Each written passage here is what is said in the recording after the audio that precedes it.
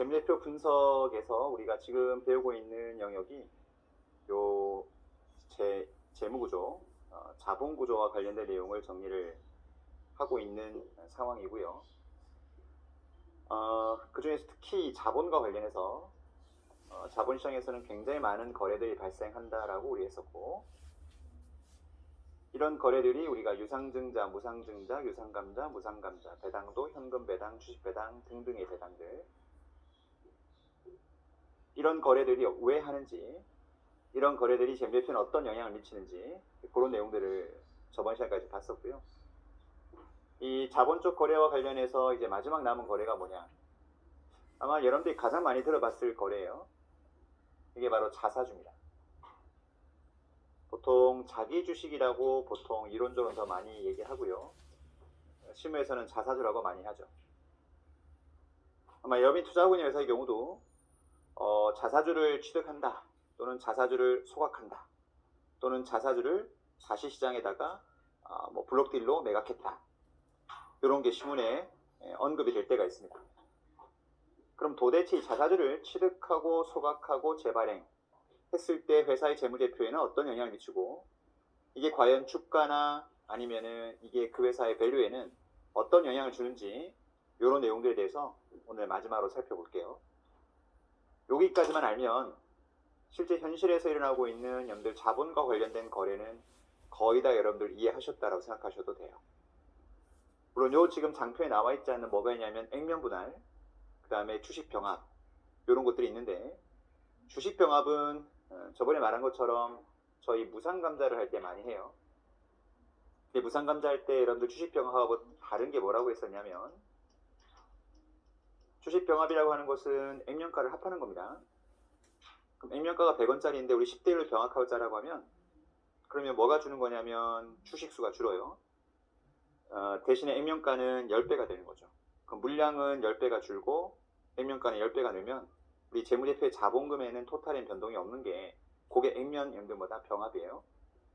근데 무상감자는 여러분들 저번에 뭐였냐면, 무상감자는 여러분들 자본금이 P 곱하기 Q 해서 자본금이 있을 텐데 수량을 뭐다 감자시키는 방법도 있고, 실무적으로는 무상감자일 때 뭐를 다운시키는 방법도 있다고 했냐면 액면가를 떨어뜨리는 방법도 있고, 둘 중에 한 가지 방법을 통상 쓴다라고 과거에 말씀을 드렸습니다. 그럼 당연히 무상감자를 하게 되면은 뭐가 주는 거죠? 자본금이 줄어요. 액면 병합하고는 전혀 힘들 거리가 있는 거죠. 제가 왜 강조하는 거냐면, 실제 증권사에 근무하시는 분들조차도 액면 병합하고 무상감자를 혼용해 쓰는 케이스를 내가 미팅에서 봤거든요. 전혀 다른 개념이에요. 무상감자는 자본금이 줍니다. 대신에 액면 병합은 자본금이 절대 줄지 않아요. P가 줄면 Q가 늘고, 이렇게 되는 컨셉이니까 좀 오해를 하면 안 되고요. 그러니까 P가 늘면서 Q가 주는 거죠, 주식병합은. 여하튼 이제 우리 자본거래에서 유일하게 남은 게 뭐냐면 이 자사주 거래입니다. 오늘 자사주 거래에 대한 내용부터 언급하면서 강의를 진행할게요. 자, 자사주와 관련된 내용은 뒤쪽에 제가 정리를 좀 해놨는데 잠깐 넘겨서. 오케이. 자, 먼저 뭐부터 정리하냐면, 회사가 자사주를 취득했을 때부터 아까 거래가 몇 개 있었냐면 취득, 그 다음에 이걸 소각, 그 다음에 재발행, 이렇게 자사주는 세 가지 이벤트밖에 존재하지 않아요. 우리 법에도요, 자사주를 취득하게 되면 일정 기간 내에 이걸 소각을 시키거나 아니면 시장에다가 이거를 재발행하라고 되어 있습니다. 다만 그게 언제까지 소각하고 언제까지 재발행해야 될 거냐는 것은 일부 자본시장법 규정을 제외하고는 법에 명확하게 언급이 되어 있질 않아요. 그러니까 자사주를 취득하고 난 다음에 이걸 언제까지 찢어야 되는지, 언제까지 재발행해야 되는지가 원칙적으로는 상법에 명확하게 연도가 나와 있질 않다고요. 그러다 보니까 심지어 어떤 경우도 있냐면 자사주를 취득한 다음에 10년 넘게 들고 있는 경우도 있습니다. 그러니까 삼성전자 같은 경우는 재무상태 보시면은 자사주가 취득가가 얼마라고 되어 있냐면, 옛날 주당 40만 원에 취득한 주식도 아직 들고 있다고 되어 있어요. 그 40만 원이 지금 주가 말고 옛날에 액면 분할하기 전에, 그러면 그게 주가가 얼마일 때에 얘기는 거냐면 한 200만 원 할 때, 200만 원 할 때인데 자신들이 40만 원에 자사주를 산 걸 들고 있다라고 돼 있어요. 그 말은 무슨 말이냐면 굉장히 오래전에 매입한 삼성전자 주식을 들고 있었던 거죠. 그걸 계속 들고 있는 거예요. 그 실제 자사주라고 하는 개념 자체는 들고 있어도 크게 지금 현재 시점에서는 페널티는 없다라고 생각하시면 됩니다. 그래서 들고 있으면은 그냥 계속 들고 있어도 크게 법적으로 페널티는 존재하지 않는다. 법에는 일정 기간 내에 소각하거나 재발행하라고 되어 있지만은 그 기간에 어떤 명확한 규정이 없기 때문에 좀 오래 들고 있어도 크게 문제는 없다라는 거. 다만 자사주를 취득하는 방법 자체가 여러 가지 방법이 있는데 그 중에 일부 취득점들 경우에는 자본시장법에서 이거 반드시 일정 기간 동안에 소각시키거나 재발행해야 돼 라고 하는 규정들이 일부 자본시장법에는 존재는 해요. 예를 들어서 어떤 게 있냐면 합병을 해요. 특히 상장법인들 경우에 합병을 하게 되면은 여러분들 합병에 반대하는 주들이 있겠죠. 근데 나는 반대했지만은 저번에 우리 배웠다시피 합병이라고 하는 것은 주종 특별결의, 즉 참석한 주주의 3분의 2가 찬성하면은 합병은 통과가 된다고요. 그럼 나는 반대를 아무리 외쳤지만은 3분의 2가 찬성하면 따라가야 되는 거잖아요. 그럼 나는 합병 후 회사의 주주가 되고 싶지 않아요. 그러면 여러분들 뭘 요구하냐면 내 주식을 사달라고 요구하는 권리가 있다고 그랬죠. 그걸 뭐라고 하냐? 주식 매수청구권이라고 합니다. 주매청이라고 시험에서 불러요. 그럼 주매청을 요청하면 회사는 이걸 받아줘야 돼요. 이거는 주주의 정당한 권리거든요. 그래서 여러분이 머릿속에 어떤 그 개념을 잡고 있으면 좋으냐면 뭔가 어떤 기업의 거래가 있을 때 채권자와 주주를 보호해주는 어떤 법적 조항이 여러분들 딱 두 개가 있는데 채권자들 같은 경우에는 그 회사에 돈을 빌려줬는데 갑자기 회사가 주된 사업을 다른 사람한테 판다는 거예요. 그럼 돈을 받을 수 있는 여러분들 회수 능력이 떨어질 수 있는 거잖아요. 그런 여러 가지 이벤트가 있을 때는 채권자들한테 반드시 물어봐야 돼요. 이걸 보통 상법상 뭐라고 하냐? 이걸 채권자 보호 절차라고 합니다. 그럼 채권자들한테 우리 이런 이벤트 할 거니까 만약에 반대하시는 분들은 얘기하세요. 그럼 얘기하면 어떡할 건데? 얘기하면 어떤 현상이 벌어진지 아세요? 만기가 3년 남아있는 채권자라 하더라도 나 요번에 주된 사업 양수할 겁니다. 동의해주세요 하고 채권자 공지를 했을 때 채권자가 나 반대한다라고 하면 만기 3년 남아있어도 즉시 갚아줘야 돼요. 아니면 무담보 채권과 담보 채권으로 바뀝니다. 그러니까 채권자를 보호해줘야 되는 거죠. 원하지 않는 방향 회사 가는 것을 막아주기 위해서. 그 다음 주주의 권리는 어떻게 보호해주냐면 중요한 이벤트의 경우는 일반 보통 결의를 할 수가 없죠. 뭘 해야 돼요? 특별 결의를 해야 돼요. 그 특별 결의가 아까 말했지만 3분의 2가 찬성을 해야 된다고요. 그래서 보통 우리 추정 그 결의는 과반수가 찬성하면 통과가 되지만은 중요한 이벤트는 3분의 2가 찬성하도록 그렇게 규정이 되어 있습니다. 또 정관이 명시하면 그 규정을 더 엄격하게 만들 수도 있어요. 주주를 보호해주는 거죠. 또 하나가 뭐가 있냐면은 그래도 반대했음에도 불구하고 통과가 됐다. 야, 그럼 난 더 이상 너네 회사 주주가 되고 싶지 않아. 회사 요구합니다. 그게 주식 매수 청구권이에요. 그래서 채권자와 주주의 어떤 권리를 보호해주는 게 채권자는 보호 절차가 있고 주주는 중요한 이벤트일 때 특별결의를 거치게 돼 있고 원하지 않는 주주는 주식을 사줘야 되는 그런 염들 회사의 의무가 있다. 또는 주주는 회사한테 내 주식을 사달라고 요구할 수 있는 주식 매수 청구권이 존재한다라고 이해하시면 되는데 그럼 생각해보세요. 원하지 않는 주주들이 자기 주식을 사달라는 거야. 그럼 회사는 그 주식을 사줘야 된다고. 그럼 이게 뭐죠? 이게 자사주가 생기는 하나의 이유예요. 그래서 심지어 기업들이 자사주가 딱 잡혀 있을 때 그 주식을 자기가 원해서 한 게 아니고 이렇게 주식 매수 청구권을 행사할 때 받아가지고 내가 주식을 들고 있는 케이스가 은근히 많이 있다고요. 요때 자사주는 자본시장법에서 그 주식은 영원히 들고 있으면 안 돼요. 어떻게 하게 돼 있냐면 옛날에 5년이었고 지금은 3년인데 3년 이내 이 주식을 소각하거나 재발행을 해야 된다고요. 안 그러면 여러분들 자본시장법 위반이 돼요. 근데 회사가 깜빡 놓친다고. 왜냐면 과거 3년 전에 합병할 때 주매청 받은 게 자사주 앞에 있으면 1년, 2년 지나고 나면 담당자들이 기억을 못해요. 근데 3년째 못 팔게 되면 이건 자본시장법 위반이 되거든요. 그래서 그런 것들은 보통 이제 전문가들이 잘하는 친구들은 어드바이스를 해주거든요. 그래서 이런 걸 잘 알고 있으면 뭐가 또 이해가 되냐면 스토리 한번 이어가 볼까요? 조금 더 들어가서 메인에서 벗어나는데 일단 말 나온 김에 그러다 보니까 합병을 했을 때 봐요. 합병법인이 있고 피합병법인이 있는데 합병을 했는데 저쪽 주주들이 나 합병 싫은데 라고 개미들이 많이 반대했음에도 불구하고 대주주가 통과를 시켜서 통과가 됐단 말이지. 그러면 3분의 1 정도는 반대를 한 거야. 그 3분의 1 반대한 사람들이 야, 나 주식 사줘. 합병 회사 주주 되고 싶지 않아. 라고 주매청을 행사했다 봐요. 그러면 주매청을 받겠죠. 근데 그 돈이 어마어마하게 많이 발생할 수도 있다고. 심지어 여러분들 그렇게 주매청이 많이 들어오면 합병 딜이 깨지는 경우도 있어요. 그래서 합병을 할 때 여러분 우리 합병 이사회 결의하면 여러분들 자본시장법상 여러분들 공시하게 돼 있거든요. 그럼 합병 비율이 몇 대 몇이다라고 공시되는 거하고 덧붙여 뭐가 나오냐면 합병에 반대하시는 주주들한테는 주식 매수 청구권 얼마에 사주겠습니다라고 하는 가격이 거기 공시가 돼요. 그럼 합병 반대하는 사람은 최소한 저 돈만큼은 내가 주식을 팔 수가 있게 되는 거지. 그러면 여러분들 주매청 행사할 땐 그때 주가로 파는 게 아니고 그 공시된 가격으로 팔 수가 있다고. 무슨 말인지 이해되죠? 주매청 행사할 때 이건 여러분들 굉장히 많이 있는 이벤트가 알고 계셔야 된다고. 주매청 가격이 딱 나오면 아 내가 저 가격에 최소한 팔 수는 있구나. 합병에 반대해도 저 가격만큼은 내가 엑스트 할 수 있구나 라고 이해하셔야 돼요. 궁금한 게 많아지죠. 회사님 그 가격은 어떻게 산정하나요? 그런 궁금증은 나만 생기나요? 그런 걸 물어본다고요. 실제 전문가들한테는. 네, 그거는 일단 원칙은 합의에 따라 결정한다고 되어 있고요. 근데 합의에 따라 결정이 되지 않으면은 자본시장법에는 어떻게 결정하게 돼 있냐면 일주일 종가, 한 달 종가, 두 달 종가 그 평균하게 돼 있다고.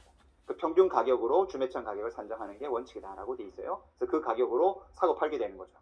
일단 예래고. 그럼 예를 보세요. 여러분이 피합병법인 주주야. 근데 주매청 가격 공시가 딱 돼 있어요. 아 그럼 저 가격 정도면 내가 엑스트 할 수 있겠구나 라고 생각을 해요. 그 다음 뭐가 벌어지겠죠? 이제 주총 결의할 거 아니겠어요. 그럼 주총 결의할 때 사전에 내가 주매청을 행사를 하든 안 하든 여러분이 투자한 회사에 만약 합병 공지가 됐다라고 하면 주매청은 내가 행사하겠다고 사전에 무조건 노티스를 해야 돼요. 그 노티스하는 기간이 있다고. 그 기간에 노티스하지 않으면 절대 주매청 행사를 못해요. 나중에 가서 나 주매청 행사할래? 안 된다고요. 사전에 나 주매청 행사하겠습니다라고 서면 통보를 해야 된다고. 그리고 주총에 와서 반대 던져야 되고요. 그 두 가지가 엔드로 만족된 사람한테 주매청 인정이 되는 거예요. 그러니까 나중에 멍하니 있다가 나 반대하는데 주식 사주세요 하면 닥치라고 한다고. 두 가지가 엔드로 만족해야 돼. 그럼 어떤 경우도 주매청 행사 못해요? 사전에 나 주매청 행사할게요 라고 서면 통지했는데 주총 와서 찬성을 했어. 그럼 얘도 주매청 행사 못하는 거예요. 그리고 주매청 사전 통보 안 하고 주총 와서 나 반대한 다음에 통과됐네 나 사주세요. 이거 안 된다고요. 두 가지가 엔드로 만족해야 돼. 그래야지만 주매청을 행사할 수가 있거든요. 그러면 주매청을 행사하는데 여러분 이런 경우는 있을 수 있어요? 나 주매청 행사할래요 라고 얘기했어요. 그런 다음에 주총에 와서 찬성을 던졌어. 그러면 내가 사전에 주매청 행사하겠습니다 말한 거에 대한 법적 구속력이 있냐 문제인데 구속력은 없어요. 그 주매청을 행사하겠다 의사 표시했어도 나중에 행사 안 할 수 있다고. 이해돼요? 그러니까 그건 무조건 던지고 나야 된다고. 그러니까 합병을 하겠다 내가 투자한 회사가 딱 뜨면 무조건 주매청 서면 내가 하겠다라고 던져놓고 그런 다음에 진행해야 된다고. 나중에 행사 안 해도 되는 거니까 그건 아주 상식적으로 알고 계셔야 된다고. 그럼 뭐 갖고 결정하면 되는 거냐면 주매청 나 행사하겠습니다라고 던져놓고 주총에서 합병 결의 딱 끝나고 난 다음에 그 이후에 한 2주인가 3주간에 걸쳐서 주매청 행사 기간이거든요. 그때 주가 추이를 보는 거야. 주가 추이를 봤는데 주가 추이가 합병 후에 주가가 많이 가. 그러면 행사할 필요가 없는 거고 봤더니 주가가 비리비리해. 근데 주매청 내가 사겠습니다 하고 공시한 가격은 한참 전에 공시한 거니까 그 가격이 비싸다라고 한다면 그 가격으로 파는 게 훨씬 더 나은 거죠. 이게. 그렇게 돌아가는 개념이거든. 요즘 잘 나가는 LG화학. LG화학이 3년 전에 어디랑 합병했었냐면 LG생명과학이라는 상장기업이랑 합병을 했어요. LG화학이 LG생명과학이라는 회사를 합병을 했다고. 그때 LG생명과학의 여러분들 주총이 시가총액이 얼마였냐면 1조 2천억 정도 됐어요. 한 1조 2천억 정도 되는 회사였는데 이걸 인수합병을 딱 했는데 주매청이 얼마가 들어왔냐면 4천억이 들어왔다고. 그럼 결국 얼마가 들어온 거죠? 3분의 1만큼이 반대를 3분의 1만큼이 주식 사달라라고 요가 들어온 거죠. 다시 1조 2천억의 LG생명과학이라는 회사가 있는데 거기 있는 주 중에 4천억 정도가 주매청을 행사하겠다라고 던졌기 때문에 3분의 1이 주매청 사달라고 다 요가 들어온 거예요. 어마어마하게 들어온 거죠 실제는. 그럼 여러분 생각에도 여러분이 합병을 추진하는 담당자라 뭐가 부담스럽겠어요? 4천억을 돈을 주고 사와야 된다고. 그러다 보니까 합병할 때 주매청이 너무 많이 들어오게 되면 합병 딜이 깨져요. 그렇게 깨졌던 가장 대표적 케이스가 삼성중공업이랑 삼성엔지니어링이 합병할 때 주매청이 너무 많이 들어가고 합병이 깨져버렸다고. 그래서 합병 공시할 때 이사회 결의할 때 뭐도 공시되냐면요. 주매청 가격만 공시되는 게 아니고 얼마 이상 주매청 들어오면 합병을 깰 수 있습니다라고 같이 공시가 돼요. 그 이상 주매청 들어오면 회사가 못하겠다는 거죠. 왜? 돈이 너무 많이 들어가니까. 근데 재밌는 게 뭐냐? LG화학이랑 생명과학이랑 인수합병할 때는 그때 공시했던 가격 자체가 이 정도 이상 들어오면 우리 합병 안 하겠습니다라고 공시했던 가격보다 주매청이 더 들어왔어요. 근데 합병을 깨는 것도 법적 구속력이 있는 건 아니거든요. 그래도 할래라고 하는 거예요. 근데 너무 많이 들어온 거야. 그래서 어떻게 했냐면 LG화학이 돈을 차입금을 빌렸어요. 7천억을 회사채를 발행해서 그 돈을 빌려갖고 주매청을 받아줬다고. 그러다 보니까 당연히 LG화학은 생명과학이랑 인수합병을 한 다음에 뭐가 엄청 커졌겠어요. 부채비율이 엄청 올라가 있다고. 그리고 자사주가 엄청 잡혀있지. 자본 쪽에. 그 자사주가 자기가 원해 산 게 아니고 합병할 때 반대했던 사람들의 주매청을 받아주는 바람에 그렇게 재무구조가 합병하는 순간 싹 바뀌어버린 그런 케이스가 발생한 게 그 주매청 케이스거든요. 자, 그럼 내가 뭐 얘기하려고 하냐면 이 다음 얘기예요. 이 앞단도 좀 알아야 되는 얘기지만. 그럼 여러분들 당연히 LG화학 입장에서는 여러분들 뭐가 잡혀있죠? 자사주가 지금 자기께 4천억이 잡혀있는 거예요. 그럼 4천억만큼 뭐가 되어 있는 거냐면 자금이 묶여있는 거거든. 그럼 보통 합병하고 난 다음에 주매청이 많이 들어오는 기업들 같은 경우에 어김없이 따라 나오는 이벤트가 뭐냐면 이 자사주를 유동화를 시켜요. 여러분 자사주를 유동화시키는 가장 좋은 방법은 뭘까? 내가 시장에서 돈을 주고 자기 주식을 사놨어. 그럼 돈은 나갔고 자기 주식 들고 있는데 유동한다는 것은 이거를 현금 확보하고 싶은 거잖아요. 그럼 가장 좋은 방법이 뭐죠? 파는 거죠, 장에다가. 근데 문제는 자사를 팔게 되면 뭐가 떨어지겠어요? 주가에 부담이 생기겠죠. 물량이 빠져나오니까. 그게 팔지는 못한다고. 그 다음에 통상 어떻게 하면 유동화시키는 방법이 요 자사주를 대상으로 교환사채를 발행한다고. 여러분들이 뭐는 들어봤죠? 전환사채. 지금 내가 말한 건 무슨 사채? 교환사채. 교환사채가 뭐냐? 오늘 우리 자본조달 배울 건데 전환사채는 알고 있지만 뭐죠? 전환사채는 회사채 발행하고 나서 채권자들한테 야 네가 원하면 주식으로 바꿔줄게 라고 권리를 주는 게 전환사채예요. 맞죠? 자, 전환사채는 채권자들한테 네가 채권으로 들고 있어도 되고 원하면 우리 회사 주식으로 바꿔줄게. 이때 말한 우리 회사 주식은 우리 회사 신주를 발행해줄게 라고 하는 게 전환사채예요. 됐죠? 근데 교환사채는 뭐냐면 사채를 발행했는데 너 원하면 우리 회사 신주를 줄게가 아니고 내가 들고 있는 다른 유가증권을 줄게 라고 하는 게 교환사채예요. 개념이 달라잉? 분위기 벌써 안 좋죠? 자, 전환사채를 발행하게 되면 크게 한번 보라고 재무대표를. 제가 여러분들 회계사가 아니면 테크니컬한 여러분들 분계는 집착하지 말라고 그랬죠. 큰 그림 보는 게 중요하다고 했잖아요. 자, 전환사채 발행했을 때 모양 한번 잡아볼까? 현금이 들어왔겠죠. 그리고 전환권 행사하기 전까지는 전환사채 채권자는 여러분들 채권자로 봐야 되기 때문에 배분이 뭐로 잡히냐면 부채로 잡힌다고 생각하면 돼요. 물론 이거 깊게 들어가면 굉장히 복잡해지는데 일단 이렇게만 생각해요. 전환사채 발행했다. 그럼 돈 들어오면서 부채가 뜨는 거죠. 왜? 채권자는 전환권 행사하기 전까지는 채권자니까. 자, 얘가 전환사채 전환권 행사하겠대. 그럼 어떻게 모양이 바뀌겠어요? 당연히 채권자가 주주로 바뀌는 거잖아요. 그러면 당연히 부채가 줄고 뭐가 들어야 돼요? 자본이 들어야 되겠죠. 이게 전환사채 흐름이라 보시면 돼. 전환사채 발행하면은 돈 들어오면서 부채 잡혔다가 전환권 행사 들어오면은 이 사람은 채권자가 아니고 주주로 바뀌는 거니까. 맞죠? 그럼 부채가 줄고 자본이 증가하는 그런 모양이 되는 거지. 자, 교환사채는 어떤가 봐요? 교환사채 발행했어. 자, 교환사채 발행하면 캐시가 들어오는 건 똑같아요. 그리고 교환사채 채권자도 채권자니까 부채가 는다고. 여기까지는 똑같아. 자, 그런데 교환사채를 가진 사람이 교환권을 행사한대. 자, 교환권을 행사하게 되면은 어떻게 모양이 바뀌나 봐요? 부채가 주는 건 맞죠? 왜? 교환채권에 투자한 사람은 이제 채권자로서의 권리가 없어지는 거잖아. 대신에 뭘 받았다고요? 우리 회사 주식을 받은 게 아니고 내가 들고 있는 다른 회사의 주식을 받은 거예요. 내 주식을 준 게 아니고 내가 들고 있는 다른 회사 주식이 있을 수 있잖아요. 그 주식 받아가라고 한다고. 그러면 나는 여러분들 우리 회사 주식을 주는 게 아니고 뭘 주는 거냐면 내가 들고 있던 다른 회사의 주식. 내가 뭐로 잡혀 있겠죠? 자산 쪽에 잡혀 있겠죠. 그 자산을 주는 거예요. 그럼 자산이 줄고 부채가 주는 거죠. 모양이 완전히 다른 거예요. 그러니까 교환사채는 내가 들고 있는 다른 회사 주식을 줄게 라고 해버리면 부채가 꺼지면서 자산이 주는 거고, 전환사채는 부채가 주면서 뭐가 느는 거죠? 자본이 느는 거예요. 모양이 완전히 다른 거지. 교환사채와 전환사채는. 근데 내가 지금 방금 전에 LG화학이 자사주가 마이너스 4천원이 잡혀 있으니까 이걸 유동화한다고 뭘 발행했다고요? 교환사채를 발행했다고 그랬어요. 그럼 그 교환사채 발행한 사람을 교환사채를 발행했을 때 그 투자한 채권자 입장에서는 교환권을 행사하게 되면은 LG화학의 채권 대신에 뭘 받는 거죠? LG화학에 자사주를 주겠다고 한 거예요.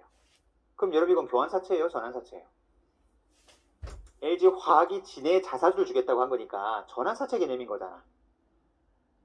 아직 잠이 들겠어요? LG화학이 지네 주식을 주겠다고 하면 전환사채고, 지가 들고 있는 다른 회사 주식을 주겠다고 하면 교환사채라고요. 근데 지금 자사주 주겠다고 한 거니까 자기 주식 주겠다고 한 거잖아. 그러면 전환사채라고 공시가 돼야 된다고. 근데 공시가 뭐라고 했냐면 교환사채라고 떴거든요. 모르는 사람들 헷갈리는 거야. 자사주를 주면 지주식 주는 건데 이건 교환사채가 아니고 전환사채 아니야? 라고 하는데 별로 크게 중요한 건 아닌데 용어의 문제예요. 자본시장법에서 전환사채가 되려면 신주를 발행해줘야 돼. 새롭게 주식을 발행해주는 것만 전환사채라고 한다고. 그럼 자사주는 신주를 발행하는 게 아니잖아요. 시장에 유통되는 건데 지가 들고 있었던 거야.